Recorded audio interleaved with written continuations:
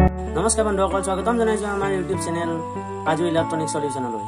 আজি আমি এইটো 3.7 ভোল্ট টু 220 ভোল্ট এসি বা ডিসি লৈ জেনাৰেট কৰিবলৈ এখন সাৰ্কিটখন আপোনাৰ তৈয়াৰ কৰিব পাৰে। এইটো আপোনালোকে পাব পুৰণা এইটো হৈছে ট্ৰান্সফৰ্মাৰ 6 পিন ট্ৰান্সফৰ্মাৰ। এইটো আপোনালোকে পুৰণা মোবাইল চাৰ্জাৰৰ ভিতৰত পাই যাব। আৰু এইটো হৈছে আমাৰ এটা IRFZ 44N নামৰ মসফেট। এই নম্বৰটো আপোনালোকে ভালকৈ মাৰ্কেটত পাই যাব সুধিলে। আৰু এইটো হৈছে আমাৰ MB10 নামৰ এটা ব্ৰিজ ৰেক্টিফায়াৰ। এইটো হৈছে আমাৰ 400 ভোল্ট 10 UF এইটো কেপাচিটাৰ হয়।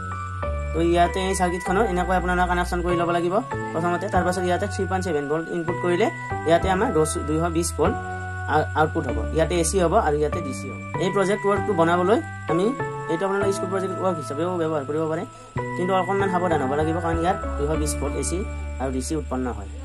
তো এইটো আমি এতিয়া প্ৰেক্টিকেল ৱৰ্কটো চাই লওঁ।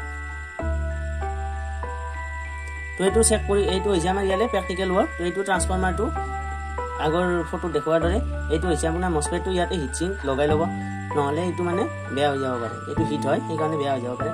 এইটো আমাৰ ব্ৰিজ ৰেক্টিফায়াৰটো হৈছে এনেকুৱা ধৰণৰ, আৰু এইটো হৈছে 400 ভোল্টৰ কেপাচিটাৰ। তো এইটো এতিয়া আমি ইয়াত 3.7 ভোল্টৰ লিথিয়াম বেটাৰীৰ সহায়ত অপাৰেট কৰিম। এইটো এতিয়া চেক কৰিম। আপোনালোকে দেখিব পাৰে ইয়াতে কোনো ধৰণৰ আন কোনো সংযোগ নাই। এইটো লাইটটোত ইয়াতে আমি এই দুডাল ৱায়াৰ সোল্ডাৰিং কৰি লৈছোঁ।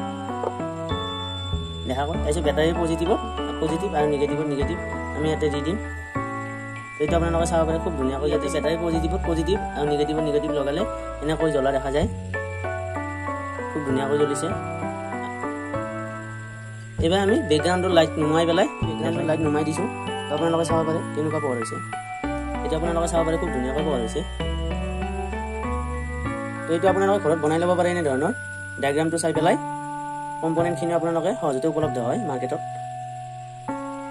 আৰু যদি এই ভিডিঅ'টো ভাল লাগিছে তেনেহ'লে লাইক কৰিব, কমেণ্ট কৰিব, শ্বেয়াৰ কৰিব আৰু চেনেলটো ছাবস্ক্ৰাইব কৰি দিব। ধন্যবাদ।